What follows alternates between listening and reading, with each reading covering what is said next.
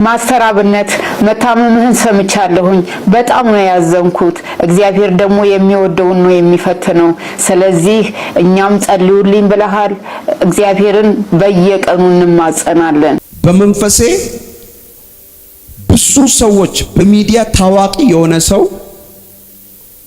ድንገት የሞት አዋጅ ሲያንኳኳ አዮ በመንፈሴ ይሄም የታቀደው ቅድ የጨለማው ዓለም ኦ ማይ ጋድ የሕክምና ስተት አድርጎ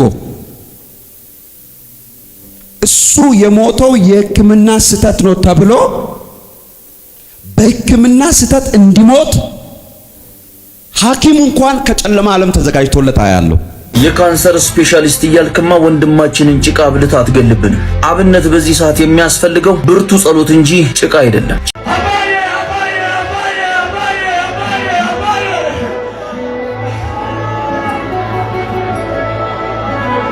እግዚአብሔርን ለምን አደረክ አንለው ለምን እንደዚህ አደረክ ብለን አንከሰው አንወቅሱ ምክንያቱም መብቱ ነው እግዚአብሔር ሳይፈቅድ ደግሞ ወደኛ ህይወት አንዲት ነጥብ አንዲት ችግር ወደኛ አልመጣችም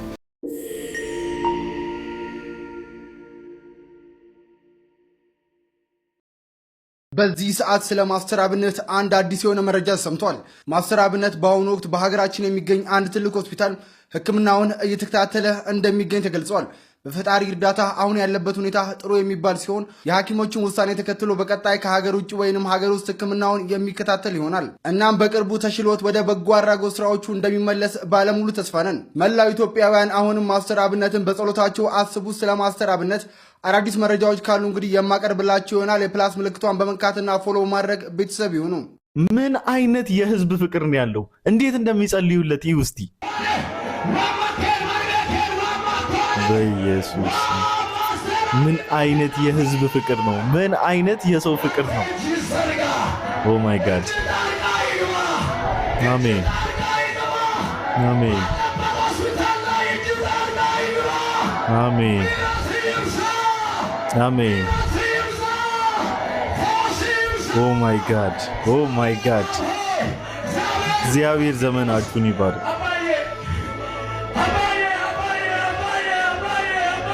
ጌታ ኢየሱስ ምስክሬ የዚህ ህዝብ አካል መሆኔ እንዴት እንደሚያኮራኝ ጌታ ሆይ የእውነት እንባይ እንዲያመጡት እግዚአብሔር ምስክሬ አይደለም የእውነት ማስተር አብነት ስለሆነ አይደለም የሆነ ግለሰብ ቢታመም እንዴት እንደሚረባረቡና እንዴት በጸሎት በመልጃ በንስሐ እግዚአብሔር ፊት እንደሚቀርቡ አውቃለሁ በእናቶች አይተናል ጌታ ኢየሱስ ዘመናችሁን ይባርክ እንዴት ደስ ይላል የእውነት እንኳን ከናንተ ጋር አንድ አካል ተደረግኩ እንኳን ከናንተ ጋር አንድ አካል ሆንኩ ኦ ማይ ጋድ ማስተር አብነት ከበደ እንግዲህ ከሰሞኑ ጥቂት ህመሙ እንግዲህ በሶሻል ሚዲያ ላይ በማይታወቅ ነገር እንደታመመ ደግማችሁም ይፈርሳል በሉ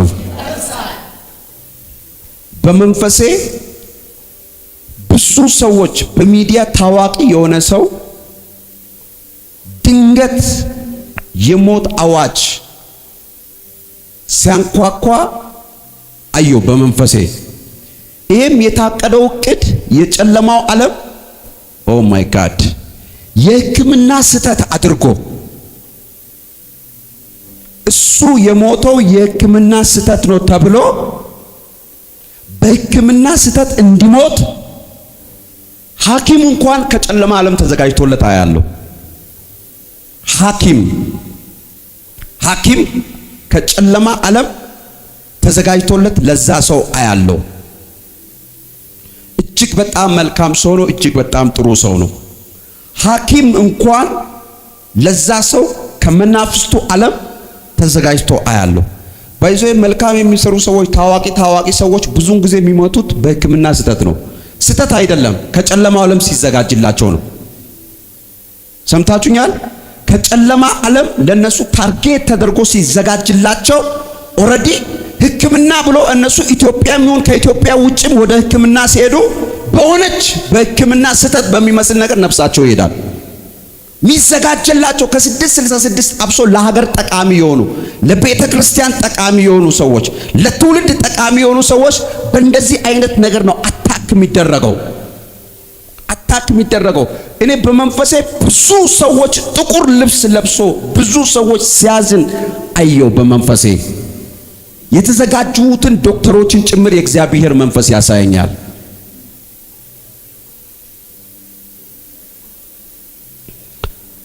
ዛሬ እግዚአብሔር ጣልቃ ይገባል። ዛሬ እግዚአብሔር ለዛ ሰው ጣልቃ ይገባል። ዛሬ እግዚአብሔር ለዛ ሰው ጣልቃ ይገባል። እንደ እግዚአብሔር ሰው ጸልያለሁ። ከመጋረጃ ጀርባ በዚህ ሰው ላይ የተመከረ ምክር፣ በዚህ ሰው ላይ የተመከረ ምክር እንደ ቀላል ሞተ እስከሚባል ድረስ እሱን ለመግደል የተዘጋጀ የሕክምና መሳሪያ ሐኪሞች ሳይቀሩ ፕሮግራም ያወጡበትን ኬስ እግዚአብሔር ያፈርሳል። ሐዘን አይሆንም፣ ሐዘን አይሆንም፣ ሐዘን አይሆንም። እስቲ ሐዘን አይሆንም በሉ። ደግማችሁም ሐዘን አይሆንም በሉ። የመጨረሻ ሐዘን አይሆንም በሉ። ይህ ፕሮግራም የታቀደው በ26 ቀን ውስጥ ነው። በ26 ቀን ውስጥ ነው። በ26 ቀን ውስጥ ነው። የሆነ መድኃኒት ሲወጋ ያ ሰው ድንገት ሲሞት አያለው። እግዚአብሔር ግን ዛሬ በእምነት ሆነን እዚህ ቦታ ላይ ቆመን እንጸልያለን። እጃችሁን ወደ ስክሪን ከፍ አድርጉ። እጃችሁን በጌታ በኢየሱስ ስም ይሄ ምክር የፈረሰ ይሆን። በጌታ በኢየሱስ ስም ይሄ ምክር የፈረሰ ይሆን። በጌታ በኢየሱስ ስም የፈረሰ ይሆን። የሞት አዋጅ በኢየሱስ ስም የፈረሰ ይሆን። እስቲ ከኔ ጋር ፈረሰ ፈረሰ ፈረሰ በሉ። አዎ እዛ ቤት ላይ በቤተሰቦቻቸው ላይ ሐዘን እንዲገባ፣ በትዳሩ ላይ ሐዘን እንዲገባ፣ በልጆቻቸው ላይ ሐዘን እንዲገባ፣ በሚወዱትም በሚጠሉት ፊት ሐዘን እንዲገባ፣ መልካም በሚሰራ ሰው ላይ የታቀደውን እቅድ እግዚአብሔር እኔ አፍርሻለሁ አለኝ። በጌታ በኢየሱስ ስም የፈረሰ ይሆን። ጸልያለሁ፣ የፈረሰ ይሆን። የ26 ቀን ፕሮግራምን ከዚህ ሰዓት ጀምሮ ዲሌት አደረኩት። ለ26 ቀን የተመደበ የጊዜ ቀጠሮ 26 የጊዜ ቀጠሮ በኢየሱስ ስም ይህንን ቀጠሮ አጠፋሁት። ይሄ ቀጠሮ የፈረሰ ይሆን። ይሄ ቀጠሮ የፈረሰ ይሆን። የእግዚአብሔር የምህረት እጅ እንዲያገኝ ጸልያለሁ። might in the name of Jesus በኢየሱስ ስም በኢየሱስ ስም in Jesus name አሜን። ማስተር አብነት ታሟል የሚባል ወሬ ሰማሁ። ነገር ግን አቡነ ሐራ ድንግል የካንሰር ስፔሻሊስት ናቸው። ወንድሜ ማስተር አብነት አቡነ ሐራ እንዲመጣ አድርጉልኝ። የካንሰር ስፔሻሊስት እያልክማ ወንድማችንን ጭቃ ብልት አትገልብንም። አብነት በዚህ ሰዓት የሚያስፈልገው ብርቱ ጸሎት እንጂ ጭቃ አይደለም። ጭቃ በመቀባትና ጭቃ በመብላት ሆድ ውስጥ ያሉትን ባክቴሪያዎች ታበዛቸዋለህ እንጂ እንዴትም ፈውስ ሊሆኑ አይችሉም። የትኛውም በሽታ ትክክለኛ መድኃኒት ሊሆን የሚችል አንድ ስም አለ። እሱም ስም መድኃኒት ነው። ኢየሱስ ክርስቶስ ይባላል። ህዝቡን በየቪዲዮ መስኮቶች አፈርና ጭቃ ይዘክ እየመጣ ሰው ላይ አትቀልድ። ለአንተም ይሁን ለሸወድካቸው ሰዎች ትክክለኛ የነፍስም የስጋ መድኃኒት ከጌታ ውጪ ማንም የለም። ማስተር አብነት በሰማነው ነገር በጣም አዝነናል። ደግሞ ከጎንህ ነን። በጣም እንጸልይልሃለን። ያገለገልከው የታመንክለት ጌታ በድጋሚ በእግሮች ያቆማል። ሁላችሁም ክርስቲያኖች ለአብነት አጥብቃችሁ እንድትጸልዩ መልእክቴን አስተላልፋለሁ። ወዳችኋለሁ። እና የብዙዎችን ጎዳና ያቀና ብላቴና ነው። እኔ እንደ ሀገር ነው የማየው። እንግዲህ እንደ ሀገራችን እንደ ኢትዮጵያ ሀገራችን ኢትዮጵያ አሁን ያለችበት ደረጃ ከፍ እያለችም ቢሆን የድሆች መሰብሰቢያ፣ የምስኪኖች አምባ፣ ከገጠራማው ክልል የሚመጡ ከደጋው የሚመጡ ከቆላው የሚመጡ የሚታዩባት የህብረ ቀለሟ አንድ የሆነ የብሔር ብሔረሰቦች መገኛ የሃይማኖቶች አንድነት የሚታይባት ሀገር ናት። አሁን እንደሚሰማው ሳይሆን ነገር ግን ልክ እንደዚሁ ማስተር አብነትን አይታችሁት እንደሆነ የሃይማኖት እኩልነትን፣ የብሔር እኩልነትን ሰው በመሆን ብቻ የሚያምን አካል ነው እና ሙስሊም የለም፣ ኦርቶዶክስ የለም፣ ፕሮቴስታንት የለም፣ ካቶሊክ አድቬንቲስት የለም። ስለዚህ የትኛውም የሃይማኖት ተቋም ውስጥ የትኛውም ብሔረሰብ ጉዳይ ውስጥ ያለ አካልን እንደ ወንድሙ እንደ ቤተሰብ ልክ አባት ልጅን እንደሚያነሳ በዚህ ልክ ነው ይሄ ሰው በኢትዮጵያ ውስጥ ያሉትን ደካሞች ሲያነሳ የተመለከት ነው። እኔ ብቻ ሳልሆን እንግዲህ እንደ ሀገር እንዲጸልይለት እንደ ኢትዮጵያ እንዲጸልይለት እናቶች አባቶች እንዲጸልዩለት እንግዲህ በክርስትና ውስጥ ያሉ በጌታ ስም በሙስሊም ውስጥ ያሉ ዱዓ እንዲያደርጉለት ሁሉም የሃይማኖት አባቶች እንዲቃትቱለት ጥያቄ አቅርቦ አየሁ እና መታመሙን ሳናቅ ስራውን ነበር የምንመለከተው። ስራው መታመሙን ደብቆበት ነበርና እንዳለውም አካላቱ አሳበቀበት እንጂ አካላቱ ባያሳበቅበት በነበረበት ቢቀጥል ይሄ ሰውዬ መታመሙንም ሳናቅ ስራውን እየሰራ እያየን እንዳያመልጠን ፈራው። ስለዚህ ወዳጆቼ እንደው የኔ ወዳጆች በዚህ ፕላትፎርም ላይ ያላችሁ የጌታን ጸጋ ተካፋዮች በሙሉ ስለ ማስተር አብነት እንደው ብትችሉ በቀን ውስጥ 5 ደቂቃ ካልቻላችሁ ግን 1 ደቂቃ እንድንጸልይለት ፈልጋለሁ። ነገ በሚኖረን የአምልኮ ፕሮግራም ላይ እግዚአብሔር ይረዳኛል ማስተዋል የሚሰጠኛል ብዬ አምናለሁ። በዚህ ፕሮግራም ላይ በዚህም በሆሳና አልፎም በሐዋሳ ባለችው ቤተክርስቲያን ላይ አጫጭር ጸሎት ለማስተር አብነት እንጸልይለታለን።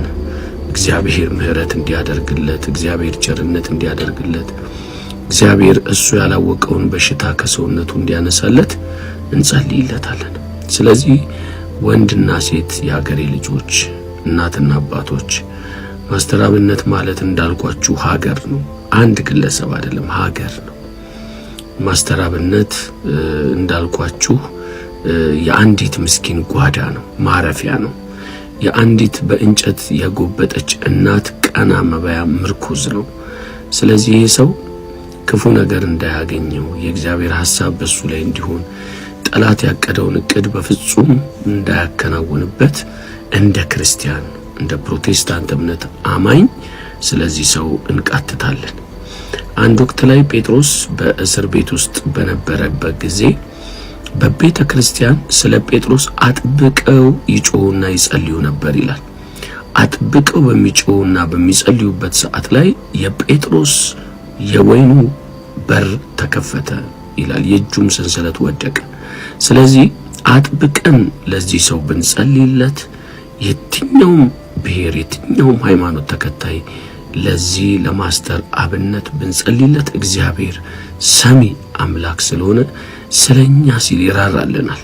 ስለ እናቶች ጉብጥ ብለው ስለሚሄዱ እናቶች እንጨታቸውን ከትከሻቸው ስለሚያነሳላቸው፣ ወድቀው ከነበሩበት አንስቶ ዳቦ ስለሚያበላቸው፣ በጣም ለታመሙ ሰዎች ካልጋቸው ወርደው ሰው ሆነው እንዲቆሙ ስለሚያደርጋቸው ስለነዛ ምስኪኖችና ስለ ድሃዎች ብሎ ጌታ ይህንን ሰው ምህረት እንዲያደርግና እንዲፈውሰው ፈልጋለሁ። መጽሐፍ ቅዱሳችን ሲነግረን ስለ ድሆች መከራ፣ ስለ ችግረኞች ጩኸት አሁን እነሳለሁ ያለ ጌታ እንዲነሳና የማስተር አብነትን የበሽታ ኃይል እንዲሰብረው አጥብቄ እጸልያለሁ። እናንተም ከኔ ጋራ አብዝታችሁና አጥብቃችሁ በኔ ፕላትፎርም ውስጥ የምትገኙ በፌስቡክ በዩቲዩብ አልፎም ደግሞ በዚህ በቲክቶክ ውስጥ የምትገኙ ወዳጆቼ የተወደዳችሁ የእግዚአብሔር ቤተሰቦች በጌታ ፍቅር እጠይቃችኋለሁ። 1 ደቂቃም ቢሆን ለማስተር አብነት የምልጃ የመቃተት የፈውስና የተአምራት እጅ ከሰማይ እንድትመጣለት እንጸልይለታለን። ይሄን ልላችሁ ነው ዛሬ ወደድኩት። ተባረኩልኝ። በጣም ወዳችኋለሁ። እግዚአብሔር ይባርካችሁ። የማስተር አብነትን ጤና እግዚአብሔር አብዝቶ ይስጥልን። እኔም ዛሬ ጸልይለታለሁ እንደ እግዚአብሔር ሰው እግዚአብሔርም ተአምራት እንዲያደርግ ከኔ በላይም ያሉ ታላላቅ የእግዚአብሔር ሰዎች ታላላቅ የወንጌል አርበኞች እንደሚጸልዩለት አምናለሁ። እግዚአብሔር ደግሞ ጸሎታችንን ሰምቶ የዚህን ሰው ታሪክ እንዲቀይር እንፈልጋለን። እግዚአብሔርን ለምን አደረክ አንለው፣ ለምን እንደዚህ አደረክ ብለን አንከሰው አንወቅሰው፣ ምክንያቱም መብቱ ነው። እግዚአብሔር ሳይፈቅድ ደግሞ ወደኛ ህይወት አንዲት ነጥብ አንዲት ችግር ወደኛ አልመጣችም። ስለዚህ እግዚአብሔር ካልፈቀደ ከጸጉራችን አንዲቷ ዘለላ እንኳን አትነቀልም። የእግዚአብሔር ፈቃድ ይሁን ብለን ዝም ማለት ነው የሚለው ጳውሎስና ስለዚህ እግዚአብሔርን ፈቃድ እንጠብቃለን። ቢወደደውም ቢያደርግኛ አንቃወሙም እግዚአብሔር። እንግዲህ ማስተር አብነት በጌታ በኢየሱስ ክርስቶስ አምኖ የዳነ የጌታ ልጅ እንደሆነ አምናለሁ። እርግጠኛ ነኝ። ብዙም ባላቅ ግን እንደዚህ አይነት ፊሊንግ አለኝ። ስለዚህ ጌታ እግዚአብሔር ደግሞ ይረዳዋል። ማስተር አብነት የብዙዎች እናቶች ጩኸት፣ የብዙዎች አባቶች ጩኸት ነፃ ያወጣዋል ብዬ አምናለሁ። ዘመናችሁ ይባረክ። ማስተር አብነት አይዞህ፣ እግዚአብሔር አምላክ አለ። እኔ ሁሉ ጊዜ እምጠራው እግዚአብሔር አለ ብዬ ነው። እግዚአብሔር በዙፋኑ ላይ አለ፣ ያያል። ስለ በሽተኞች ይነሳል፣ ስለ ህመማችን ታመመ፣ ስለ ደዌያችን ደቀቀ ስለሚል መጽሐፍ ቅዱስ። ስለዚህ ስላንተ ህመም ያመዋል ጌታ፣ ስላንተ ችግር እግዚአብሔር ዝም አይልም። ስለዚህ ይነሳል ብዬ አምናለሁ። እግዚአብሔር አምላክ ይነሳል። አንተ ጋር ስውር የሆነው በሽታ ለእግዚአብሔር ተገልጦ ደግሞ ከእግዚአብሔርም የተሰወረ ነገር ስለሌለ ነቅሎ ይጣልልህ። የጀመርከውን ራእይ እስከ ግብ ድረስ ጨርስ፣ ፈጽም። ምስኪንና አትቀና ትበልብህ። የተራበ ወንድም ይጉረስብህ፣ የታመመ ሰው ይፈወስብህ። እግዚአብሔር ቀሪ ዘመንን ካንተ ጋር ይራመድ። እርግጠኛ ነኝ እንደሚፈውስህ። እግዚአብሔር ደግሞ ያግዛል። የኢትዮጵያውያንን ጩኸት ሰምቶ እግዚአብሔር ምህረት ያደርግልሃል፣ ይራራልሃል። ከተፈወስክ በኋላ ደግሞ ታላላቅ ነገሮችን እንሰማለን፣ እናያለን። እግዚአብሔር ደግሞ ያግዛል ብዬ አምናለሁ። የእግዚአብሔር እጅ ወደ አንተ ትመጣለች። እግዚአብሔር ደግሞ አንተን አግዞ ፈውሶ ነፃ አውጥቶ እንገናኛለን ብዬ አምናለሁ። ጌታ ኢየሱስ ይባርክ። ታናሽ ወንድምህ ወርቅዬ ይባላልው። ተባረክልኝ። ማስተር አብነት የሚባል ሰው የተወለደው የት ነው? ዱራሜ በልብሎ እንኳን መልሰን ማትለው ሀገር ዱራሜ፣ ልም ያለ ሩቅ ዱራሜ ነው የተወለደው። ከዛ በኋላ በጣም የሚወዳት አንድ እህቱ የሀብታም ልጅ ነው። እሱ ባጠፋው ጥፋት ኪሳራ ውስጥ ገብተው እህቱ መታከም ሲገባት ሳያሳክማት ሞተች። ከዛ በኋላ እሱ ደግሞ ካንሰር ያዘው እግሩ። እግዚአብሔር ሆይ ይሄን ብትፈውሰኝ በዚህ እግሬ ከዚህ በኋላ እድሜ ዘመኔን አንተን አገለግልበታለሁ። የሞተችዋን እህቴ ገንዘብ በማጣት የሞተችዋን እህቴ እኔ ደግሞ በእድሜ ዘመኔ ድሆችን ሁሉ አብልቼ ዘመኔን በሙሉ ላንተ ኖርልሃለሁ ብሎ ቃል ሲገባ ኃይል ቀባበት። አውቀዋለሁ፣ እሱን የዴስፐሬሽን ጸሎት አውቀዋለሁ። ባይዘው የዛሬ 13 ዓመት ጌታ ሆይ 40 ቀን እየጾምኩ ለአንድ ቀን እስቲ ሰው አድርገኝ ነኝ ለአንድ ቀን ብቻ ኃይል ግለጥብኝ፣ ከዛ ግደለኝ በሁለተኛው ቀን ጌታ። እሱኛው ጸሎት እንዴት እንደማወደው እንደሱ አይነት ረሃብ ያላቸው አሉ ብሎኛል ዛሬ። ማስተር አብነት መታመምህን ሰምቻለሁኝ፣ በጣም ነው ያዘንኩት። እግዚአብሔር ደግሞ የሚወደውን ነው የሚፈትነው። ስለዚህ እኛም ጸልዩልኝ ብለሃል።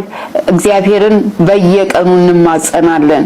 ደግሞ ድነህ መተህ ካንተ ጋር ምስጋና የምናቀርብበት ጊዜ ሩቅ አይሆንም። እግዚአብሔር መድኃኔዓለም የልጆችህ አምላክ፣ የምትረዳቸው ደካሞች አምላክ፣ የምትረዳቸው በሽተኞች አምላክ ደግሞ ጥሎ አይጥልህም። ስለዚህ እኛም እንጸልይልሃለን።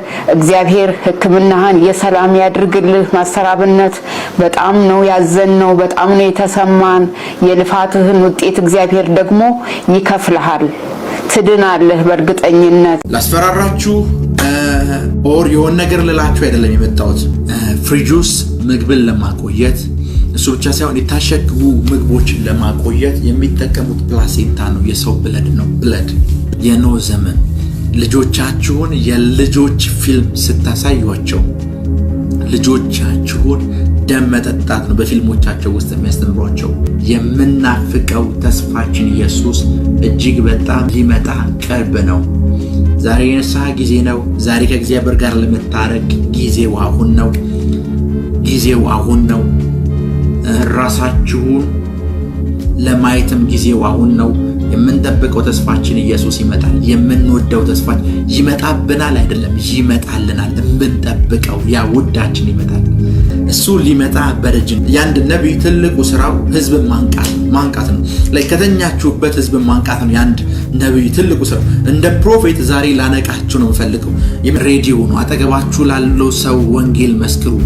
አጠገባችሁ ላለው ሰው ስለ ኢየሱስ አዳኝነት፣ ስለ ኢየሱስ ፍቅር፣ ኢየሱስ ከዘላለም ሞት እንደሚያስመልጣቸው፣ ከጥፋት ሁሉ እንደሚያስመልጣቸው ንገሯቸው።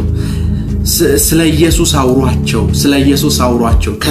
በሱ መምጣት ውስጥ ለነሱ ደስታ እንጂ ሀፍረት እንዳይሆንባቸው፣ በሱ መምጣት ውስጥ ተጠቃሚ እንዲሆኑ ንገሯቸው። ስለ ኢየሱስ አውሯቸው። ስለ ኢየሱስ አጫውቷቸው። ስለ ኢየሱስ ንገሯቸው። ኢየሱስ ይመጣል። ዛሬ የመጨረሻው ዘመን ይሆናል ትምህርታችን። ፕሮፌት ስለ መጨረሻው ዘመን ማውራት ምን አስፈለገ? ስለ መጨረሻው ዘመን መናገር ምን አስፈለገ? ስለ መጨረሻው ዘመን ማስተማር ምን አስፈለገ ብላችሁ ልትጠይቁ ትችላላችሁ። እግዚአብሔር ከጊዜ ውጭ የሆነ አምላክ ቢሆንም እግዚአብሔር የምንለው አምላካችን ኦር እግዚአብሔር ብለን የምንጠራው አምላካችን ከጊዜ ከሚባለው ዓለም ውጭ፣ ከአቆጣጠሮች፣ ከሰዓቶች፣ ከወራቶች፣ ከዓመታት ውጭ የሆነ አምላክ ቢሆንም እያንዳንዱን ነገር እዚህ ምድር ላይ ሲያደርግ በዘመንና በጊዜ ስለሆነ የሚያደርገው እግዚአብሔር የመጨረሻ ብሎ የሚጠራው ዘመን ላይ የሚያደርገውን ነገር የመጨረሻ ዘመን ተብሎ የሚጠራው ዘመን ላይ የሚሆነውን ነገር ነው ዛሬ ከእግዚአብሔር ቃል የምንማማረው። ክብር ለኢየሱስ ይሁን። መጨረሻው ዘመን ብለን ስናወራ እግዚአብሔር በዘመናት ውስጥ የሚሰራ አምላክ ቢሆንም፣ እግዚአብሔር በዘመናት ውስጥ ሐሳቡን እየገለጠ የሚናገር አምላክ ቢሆንም፣ እግዚአብሔር ብቻ ሳይሆን ሰይጣንም ልክ እንደዚሁ በየዘመናት ውስጥ ፕሮግራም ይዞ ነው የሚንቀሳቀሰው። የመጨረሻ ዘመን ብለን ስናወራ ትዝ የሚለን ጦርነት፣ ትዝ የሚለን መንግስት በመንግስት ላይ መነሳት፣ ትዝ የሚለን የኃጢአት መብዛትና መክፋት ቢሆንም መጨረሻው ዘመንን ሳስተምር ከመጽሐፍ ቅዱስ የምነሳበት ቃል ማቴዎስ ምዕራፍ 24 ላይ ይገኛል። ማቴዎስ ምዕራፍ 24 ላይ ክብር ለኢየሱስ ይሁን። ማቴዎስ ምዕራፍ 24 ኢየሱስ ሐዋርያቱ ስለ መጨረሻ ዘመን የጠየቁት ታይም ላይ የነገራቸው ስለ ጊዜው አልነገራቸውም፣ ስለ ምልክት ነው የነገራቸው። ምልክት የማቴዎስ ወንጌል ምዕራፍ 24 ቁጥር 3 ላይ ያለውን አንድ ጥቅስ እነሱ የጠየቁትን ነገር ልንገራችሁ። እርሱም በደብረ ዘይት ተቀምጦ ሳለ ኢየሱስም በደብረ ዘይት ተቀምጦ ሳለ ማቴዎስ ወንጌል ምዕራፍ 24 ቁጥር 3 ደቀ መዛሙርቱ ለብቻቸው ወደ እርሱ ቀርቦ ንገረን፣ ይህ መቼ ይሆናል? የመምጣትህና የዓለም መጨረሻ ምልክቱስ ምንድን ነው አሉት። ጂሰስን የጠየቁት ኢየሱስ ጋር መጥተው የጠየቁት ኢየሱስ እውነት እላችኋለሁ ድንጋይ በድንጋይ ላይ ተፈርስ በዛ ይቀርም አላቸውና እንደዚህ ያሉት እነሱ ይህ መቼ ይሆናል? ፈርስት መቼ ይሆናል? ቀኑን ንገረን። የመምጣትህ ጊዜ መቼ ነው? የመጨረሻው ዘመን መቼ ነው? ከመምጣትህ በፊትስ ከቀኑ በፊትስ ያለው ምልክት ምንድን ነው ብለው ጠየቁት ይላል። ክብር ለኢየሱስ ይሁን። ኢየሱስን የጠየቁት ሁለት ነገር ነው።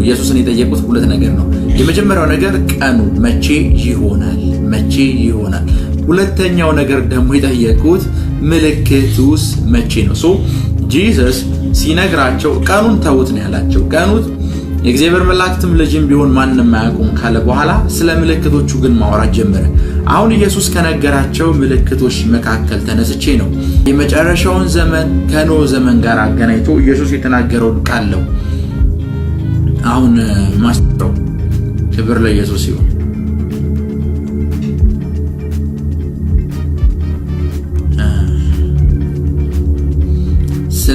ቁጥር 36 ማቴዎስ ምዕራፍ 24 ቁጥር 36 እንደዚህ ይላል፣ ስለዚያች ቀንና ስለዚያች ሰዓት ግን ከአባት ብቻ በቀር የሰማይ መላእክትም ቢሆኑ ልጅም ቢሆን የሚያውቅ የለም።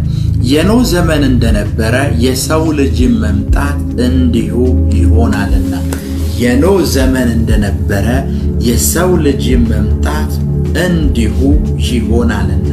የኖህ ዘመን እንደነበረ የሰው ልጅ መምጣት እንዲሁ ይሆናል።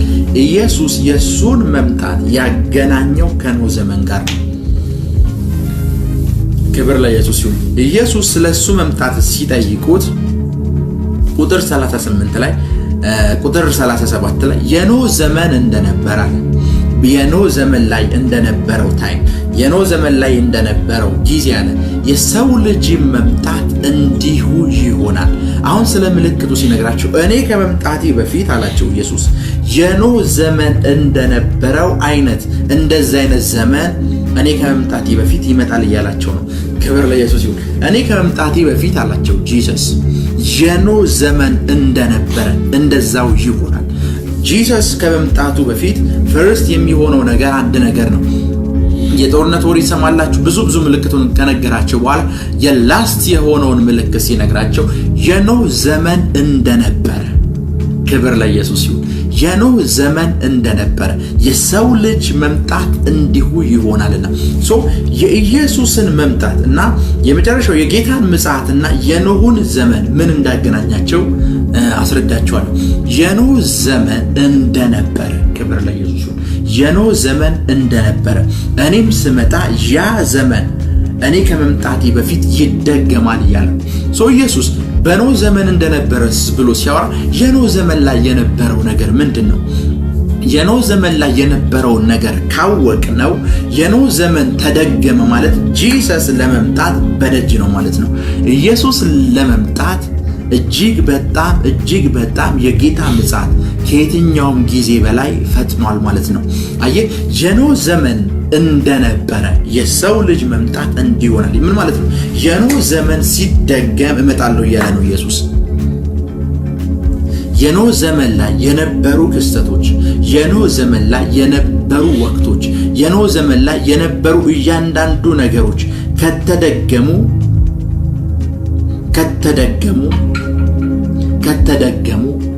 ከተደገሙ አለ ኢየሱስ እኔ እመጣለሁ።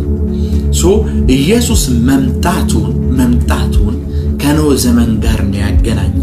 ክብር ለኢየሱስ። ኢየሱስ መምጣቱን ከኖህ ዘመን ጋር ነው ያገናኘው። የኖህ ዘመን ላይ የነበረው ነገር ምንድነው የሚለው ኢየሱስ ራሱ ማብራራት ጀመረ። የኖህ ዘመን እንደነበረው እኔ እመጣለሁ ብሎ አወራቸውና የኖህ ዘመን ላይ የነበረው ምንድነው ለሚለው ኢየሱስ እንደዚህ ማለት ጀመረ።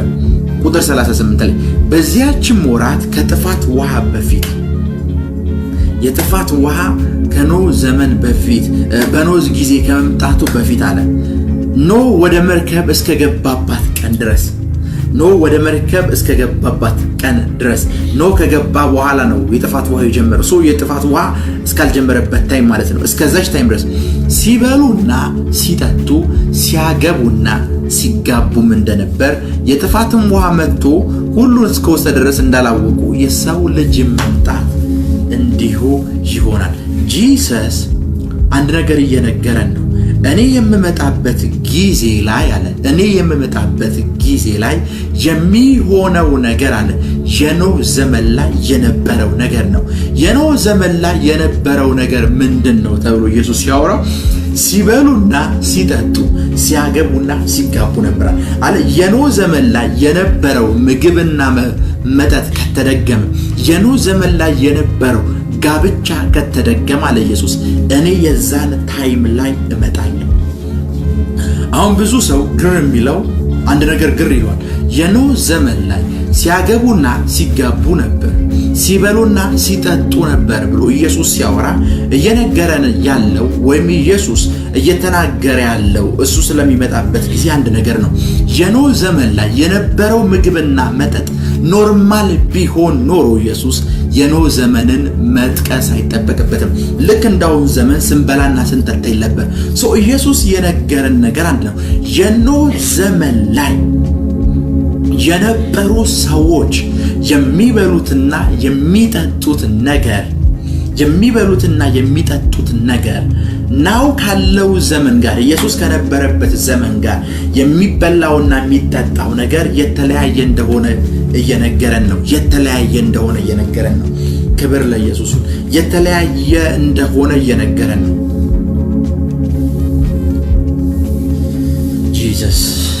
ጂሰስ ጥቂትም ቢሆን እየገባችሁ ነው ብዬ አስባለሁ። የኖህ ዘመን ላይ እንደነበር ይበሉና ይጠጡ እንደነበር ያገቡና ይጋቡ እንደነበር የሰው ልጅ መምጣት እንዲሁ ይሆናል። አሁን በደንብ ስሙ። የኖህ ዘመን ላይ የነበረው ጋብቻ፣ የኖህ ዘመን ላይ የነበረው ምግብና መጠጥ ደሴም ኢየሱስ የሚመጣበት ጊዜ ላይ ቢሆን ኢየሱስ የሚመጣበት ጊዜና ወቅት ላይ ልክ እንደዛው ይሆናል ማለት ነው። አየህ፣ የሚበላውና የሚጠጣው ነገር ጭምር ኢየሱስ ከመምጣቱ ጊዜ በፊት የሚሆነው የኖህ ዘመን ላይ እንደነበረው ነው። ክብር ለኢየሱስ ይሁን። የኖህ ዘመን ላይ የነበረው ምን ነበር የሚለውን ነገር ነው ማወራችሁ። የኖህ ዘመን ላይ አሁን የሚበላውና የሚጠጣውን ተውት። የኖህ ዘመን ላይ የሚበላውና የሚጠጣውን ነገር ተውት። የኖህ ዘመን ላይ የሚበላውና የሚጠጣውን ነገር ተውት ብዬ ሳወራችሁ የኖህ ዘመን ላይ ዘፍጥረት 6 ሲነግረን የእግዚአብሔር ወንድ ልጆች የሰውን ሴት ልጆች ካገቡ በኋላ የተፈጠረውን ነገር ይነግረናል። የተፈጠረው ነገር ሁሉ ከተፈጠረ በኋላ የተወለዱ ልጆች ሁሉ ከተወለዱ በኋላ ሁሉም ነገሮች ከተፈጠሩ በኋላ አንድ ነገር የኖህ ዘመን ላይ ሁሉም ነገሮች ሀፕን ካደረጉ በኋላ ያን ክስተት ከተፈጠረ በኋላ ምግቡ፣ መጠጡ፣ ጋብቻው ሁሉ ተቀየረ ይላል መጽሐፍ ቅዱስ። ጋብቻው ሁሉ ተቀየረ። አሁን ስለ ጋብቻው ከመግባቴ በፊት የኖህ ዘመን ላይ ምን ነበር የሚበላውና የሚጠጣው የሚለውን ነገር ልንገራችሁ። የኖህ ዘመን ላይ የነበሩ ሰዎች የሚበሉትና የሚጠጡትን ነገር ምን እንደሆነ አላሳያችሁ።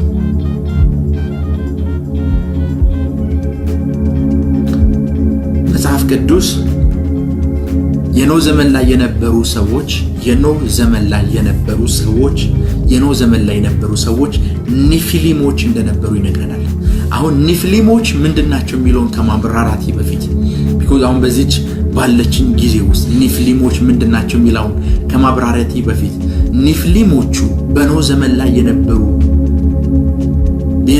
ሰዎች፣ በኖህ ዘመን ላይ የነበሩ ፍጥረቶች የሚበሉትን ነገር ልንገራችሁ። በኖህ ዘመን ላይ የእግዚአብሔር ወንድና ሴት ልጆች እርስ በርስ ጋብቻ ፈጸሙ። ኤቭሪቲንግ ሁሉን ነገር ካደረጉ በኋላ ኃያላን ተወለዱላቸው። እነዚህ ኃያላኖች ስም ኔፊሊም እንደሆነ መጽሐፍ ቅዱስ ይነግሩናል።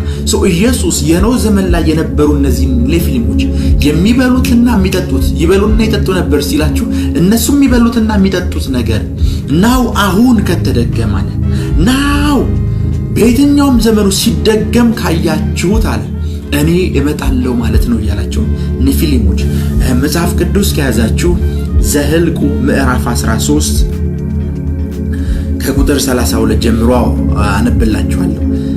ከቁጥር 32 ጀምሮ ዘኍልቍ ምዕራፍ 13 ከቁጥር 32 ጀምሮ አነብላችኋለሁ። ስለሰለሏትም ምድር ክፉ ወሬ ለእስራኤል ልጆች እያወሩ ዘኍልቍ ምዕራፍ 13 ቁጥር 32 ስለሰለሏትም ምድር ክፉ ወሬ ለእስራኤል ልጆች እያወሩ እኛ ዞረን የሰለልናት ምድር የሚኖሩባትን ሰዎች የምትበላ ምድር ነች። እኛ የሰለልናት ምድር እኛ የሰለላት ምድር የሚኖርባትን ሰዎች የምትበላ ምድር ነች። በደንብ ስም። እዚህ ከተማ ላይ የሚበላውን ነገር እየነገራችሁ ነው። የሚኖርባትን ሰዎች የምትበላ ምድር ነች። በእርሷ ዘንድ ያየናቸው ሰዎች ሁሉ ረጃጅም ሰዎች ናቸው። ስለ ኔፊሊሞች መጽሐፍ የሚያወራው እንደዛ ብሎ ነው። በዚያም ከኔፊሊም ወገን የሆኑትን ኔፊሊም የኤናቅን ልጆች አየን። እኛም ባይናችን ግምት እንዳንበጣዎች ነበር፣ ደግሞ እኛ ባይናቸው ዘንድ እንዲሁ ነበር። በደንብ ስሙ። እነዚህ ሰዎች 12 ሆነው ከተማይቷን እንዲሰልሉ ከተነገሩ በኋላ የተናገሩት ሪፖርት የመጀመሪያው ሪፖርት አንደች ያቺ ምድር አሉ የሚኖሩባትን ሰዎች የምትበላ ምድር ነች። ጂሰስ እዛች ከተማ ውስጥ ኔፊሊሞቹ የሚበሉት የኖህ ታይም ላይ የነበሩ ኔፊሊሞች የሚበሉት የሚኖሩ ሰዎችን እዛች ከተማ ላይ የሚበላው የሰው ስጋ የሚጠጣው የሰው ብለድ ነው። ኢየሱስ እንደዚህ ብሎ እየነገረ እኔ ከመምጣቴ በፊት እንደዚህ አይነት ምግብና መጠጥ ትውልዱ መብላት ከጀመራለ እኔ በደጅ ነኝ። የዛን ጊዜ የሰው ልጅ መምጣት እንዲሁ ይሆናል። ክብር ለኢየሱስ። እንዲሁ ይሆናል። የኖህ መርከብ ውስጥ መግባት ብቻ ሳይሆን የጥፋት ውሃው መምጣት ድንገት እንደሆነባቸው አየህ። በእነዚህ ሰዎች ይህንን ማድረግና በጥፋት ውሃ መካከል የብዙ ዘመናቶች ልዩነት የለም። ነገር ግን እነዚህ ሰዎች ሪፖርቱን ሲያቀርቡ የተናገሩት ነገር አንድ ነው። የሰለላት ምድር፣ ያየናት ምድር፣ የሚኖሩባትን ሰዎች የምትበላ ምድር ነች። ከዛ በኋላ እነዚህ ኔፊሊሞች አሉ በአይናችን ግምት በእነሱ ዘንድ እኛ እንዳንበጣዎች ነበር፣ ይበሉናል። ጂሰስ በዛን ዘመን በደንብ ስሙኝ። በዛን ዘመን ብቻ ሳይሆን ስለ መጥምቁ ዮሐንስ ስለሚበላው ምግብ መጽሐፍ ሲናገር የበረሃን አንበጣ ይበላ ነበር ይለናል። ስለ መጥምቁ ዮሐንስ ምን ማለት ነው? አንበጣ መብላት የተለመደ ነው። እኛን ሲያዩን አሉ ሰዎችን ስለሆነ የሚበሉት አለ ልክ እንዳንበጣ ቀጠል። ሄሎ እየገባችሁ ነው? ማወራውን ነገር አንደርስታንድ እያደረጋችሁ ነው? ላይክ በምትጽፉልኝ ኮሜንት ማወቅ ፈልጋለሁ። ላይክ ማወራው ነገር እየገባችሁ መሆኑ። ጂሰስ ሌብሬዲያ ክራዶስ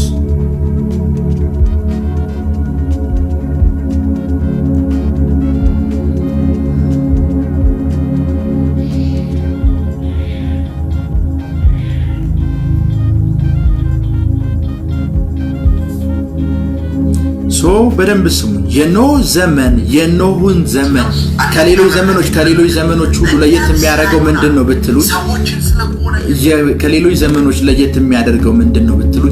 እዚህ ዘመን ላይ እነዚህ ሰዎች እንደነገሩ እዛ ዘመን ላይ የሚኖሩ ሰዎች ሁሉ የሚበሉት የሰውን ስጋ እኛን ሲያዩናል በእነሱ ፊት እንዳንበጣነን። ጂሰስ እኛ በእነሱ ፊት እንዳንበጣነን ሲሉ እየተናገሩ ያሉት ነገር አንድ ነው። ይበሉናል፣ አርደው ይበሉናል፣ ስጋችንን ይበሉናል። ሰው አንበጣን እንደሚበላ ነው። እነዚህ ሰዎች የእኛን ስጋ ይበሉታል። እነዚህ ሰዎች የእኛን ስጋ ይበሉታል አሉ። የእኛን ስጋ ጂሰስ የኖህ ዘመን ላይ የነበረው ምግብ ኖርማል ምግብ እንዳልሆነ ስለሚያውቅ የነበረው መጠጥ ኖርማል የሆነ መጠጥ እንዳልሆነ ስለሚያውቅ ኢየሱስ ያደረገው ነገር አንድ ነው። እኔ የምመጣው አለ የኖህ ዘመን ሲደገም ነው። የኖህ ዘመን ሲደገም እኔ እመጣለሁ። ሰዎች እንደ ኖህ ዘመን አይነት ምግብ መብላት ሲጀምሩ፣ እንደ ኖህ ዘመን አይነት መጠጥ መጠጣት ሲጀምሩ የዛን ጊዜ የኖህ መርከብ ውስጥ መግባትና ኖህ መርከብ ውስጥ ከገባ በኋላ የጥፋት ውሃ ድንገት እንደመጣባቸው በዛን ጊዜ ያለ ኢየሱስ እመጣለሁ።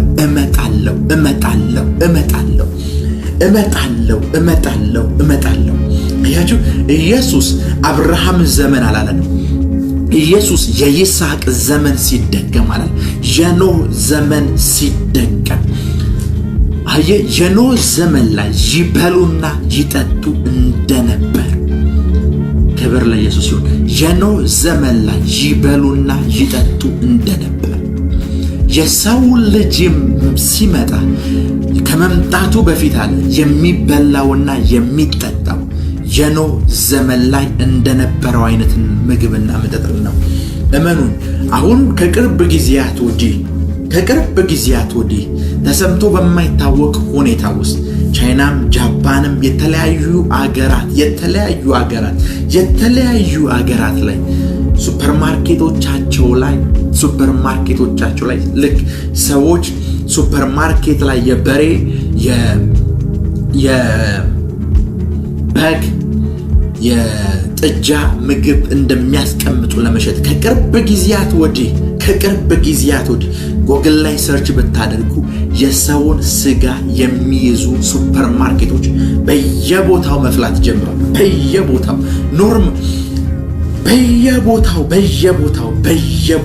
በየቦታው መፍላት ጀምረዋል። በየቦታው ፊልሞቻችሁን ከፍቶቻችሁ ባያችሁ ሰዓት ቦሊውድ ኖሊውድም እያለማመዷችሁ ያሉት የኖህን ዘመን ነው። የትኛውንም ዘመን አይደለም። የኖህን ዘመን ሰዎች ሰውን የሚበሉበት ዘመን ኢየሱስ የነገረን እንደዛ ብሎ ነው የኖህ ዘመን ላይ ሲበላና ሲጠጣ እንደነበረው እኔ በመመጣበት ጊዜ ላይ ደሴም አይነት ፉድ ደሴም አይነት መጠጥ መበላትና መጠጣት ይጀምራል። የኖህ ዘመን ላይ የነበሩ ሰዎች ዳቦ ቢሆን የሚበሉት ጂሰስ እንደዛ ይላችሁ እንደነገርኳችሁ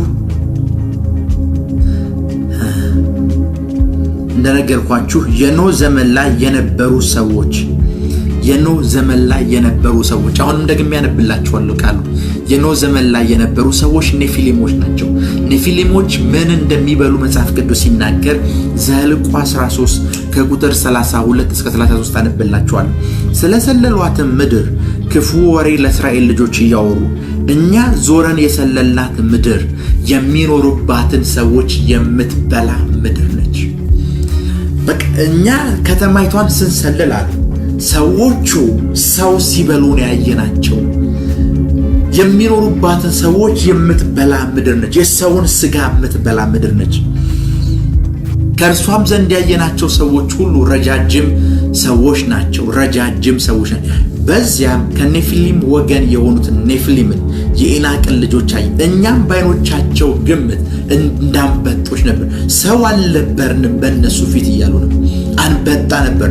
በደንብ ስሙ። መጥምቁ ዮሐንስ አንበጣ የበላ ነበር፣ ከበረሃ የመጣ መጽሐፍ ቅዱስ ሲነግረን። በእነዚህ ሰዎች ዘመን አንበጣ እንደበላ ነበር። እኛን ሲያዩን አለ ሰው አንበጣ እንደሚበላው እኛን እንዲሆኑ የሚበሉ እኛ ፈራናቸው አሉ። ባይኖቻቸው ፊት አንበጣ። የኖህ ዘመን ላይ የሚበላው ምግብ የሚበላበት ዘመን የመጣ ሰዓት አለ ኢየሱስ። የዚያን ጊዜ እኔ በደጅ ነኝ። አሁን ፊልሙ፣ ሲኒማው፣ ዩቲዩቡ ኤቭሪቲንጉ እያለማመደን ያለው ነገር ያንን ነው። የኖህ ዘመን ነው። በደንብ ስሙ። የዛሬ ዓመት 2 ዓመት ፌስቡክ ላይ በጣም የሚዟዟር አንድ የሱፐርማርኬት ቪዲዮ ነበር። ህፃናት የሚታረዱበት እና የህፃናት ስጋ የሚሸጥበት ቪዲዮ በጣም ይዘዋወር ነበር። ፎቶ ላይ ግማሾቻችሁ አይታችሁታል ብዬ አምናለሁ። ናው የኖህ ዘመን እየተደገመ ነው። እየተደገመ ነው። አሁን በቅርብ ጊዜ እመኑኝ፣ በቅርብ ጊዜ ትልልቅ የምትሏቸው የቲቪ ቻናሎች፣ ትልልቅ የምትሏቸው ዓለም አቀፍ ድርጅቶች ሁሉ ለጤንነታችሁ ይጠቅማሉ እያሉ ይህንን ነገር ፕሮሞት ያደርጋሉ። ቢኮዝ ጂሰስ ከመምጣቱ በፊት የኖህ ዘመን ነው የሚደገመው።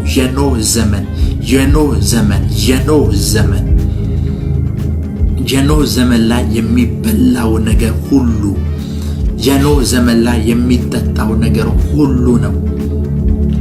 ናው ጂሰስ ከመምጣቱ በፊት የሚበላውና የሚጠጣው በፊልም ሞቻችሁ የሰውን ከሰው አንገት ላይ ደም ሲመጡ ያሳያቸዋል። በፊልሞቻቸው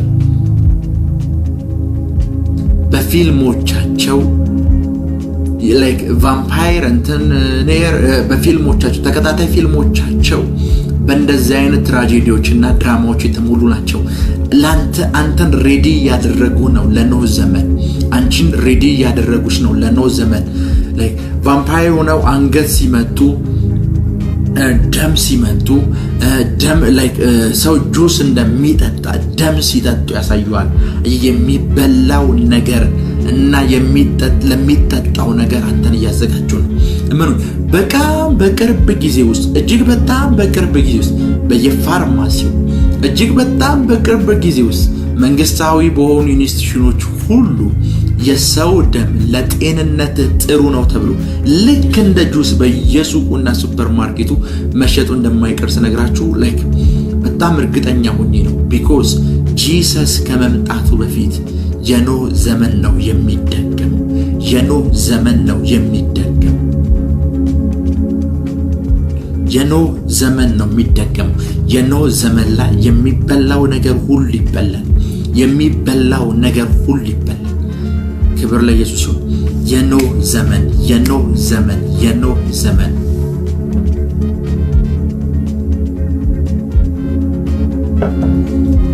የኖህ ዘመን የኖህ ዘመን ልጆቻችሁን የልጆች ፊልም ስታሳዩአቸው ልጆቻችሁን ደም መጠጣት ነው በፊልሞቻቸው ውስጥ የሚያስተምሯቸው። የኖህን ዘመን ነው የሚደግሙት። የኖህን ዘመን የኖህን ዘመን ኢየሱስ ከመምጣቱ በፊት የሚሆነው ነገር ያ ነው። ኢየሱስ ከመምጣቱ በፊት በየሱፐርማርኬቱ ኢቨን በየካፌው ላይክ ሰው በየሱፐርማርኬቱ ሰው ጁስ ብሎ እንደሚያዘው ልክ እንደዛው ብለድ በየቦታው ታገኛለች። ብለድ በየቦታው ጥናት ይጽፉላችኋል ደም መጠጣት ምን ያህል ጠቃሚ እንደሆነ። ጥናት ይጽፉላችኋል ደም መጠጣት ምን ያህል አስፈላጊ እንደሆነ፣ ምን ያህል አስፈላጊ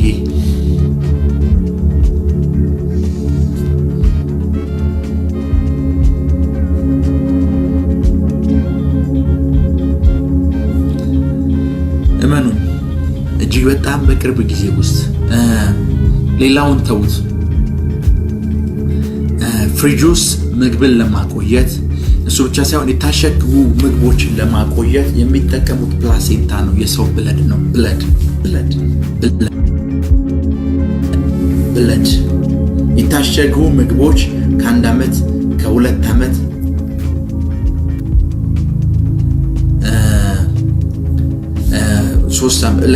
በእንደዚህ አይነት ነገሮች ነው እያንዳንዱን ነገር የሚያስለምዷችሁ፣ በጣም የሚያስለምዷችሁ። ክብር ለኢየሱስ ይሁን። ስለሚበላውና ስለሚጠጣው ነገር ካወሯችሁ ሬዲ ሁኑ፣ ዝግጁ ሁኑ። ያ ላይፍ የተደገመ ሰዓት፣ ያ ላይፍ በየቦታው የበዛ ሰዓት፣ የዛን ጊዜ ሬዲ ሁኑ። በደንብ ስሙ። ጂሰስ በደጅ ነው። ጌታ ኢየሱስ በደጅ ነው። ላስፈራራችሁ ኦር የሆነ ነገር ልላችሁ አይደለም የመጣሁት። ኢየሱስ ሊመጣልን ነው እንጂ ሊመጣብን አይደለም። ያ የምንጠብቀው ተስፋችን፣ ያ የምንወደው የናዝሬቱ ኢየሱስ፣ ያ ነፍሳችን የሸፈተችለት በነፍሳችን ውስጥ ያነገስ ነው። ያ ስሙ ሲጠራ ልባችን ካልወጣች ብላ የምደነግጥለት የናዝሬቱ ኢየሱስ፣ ቁንጅናው ዓይኖቻችንን፣ ድምፁ ጆሮዎቻችንን የማረከ ኢየሱስ፣ እሱ ሊመጣ በደጅ ነው። እሱ ሊመጣ በደጅ ነው። ያንድ ነቢይ ትልቁ ስራው ህዝብን ማንቃት ነው። ከተኛችሁበት ህዝብን ማንቃት ነው ያንድ ነቢይ ትልቁ ስራው። እንደ ፕሮፌት ዛሬ ላነቃችሁ ነው የምፈልገው። ሬዲዮ ነው። አጠገባችሁ ላለው ሰው ወንጌል መስክሩ። አጠገባችሁ ላለው ሰው ስለ ኢየሱስ አዳኝነት፣ ስለ ኢየሱስ ፍቅር፣ ኢየሱስ ከዘላለም ሞት እንደሚያስመልጣቸው፣ ከጥፋት ሁሉ እንደሚያስመልጣቸው ንገሯቸው። ስለ ኢየሱስ አውሯቸው በሱ መምጣት ውስጥ ለነሱ ደስታ እንጂ ኀፍረት እንዳይሆንባቸው በሱ መምጣት ውስጥ ተጠቃሚ እንዲሆኑ ንገሯቸው። ስለ ኢየሱስ አውሯቸው፣ ስለ ኢየሱስ አጫውቷቸው፣ ስለ ኢየሱስ ንገሯቸው። ኢየሱስ ይመጣል። ዛሬ የኔ መልእክት ይሄ ነው። ኢየሱስ ይመጣል።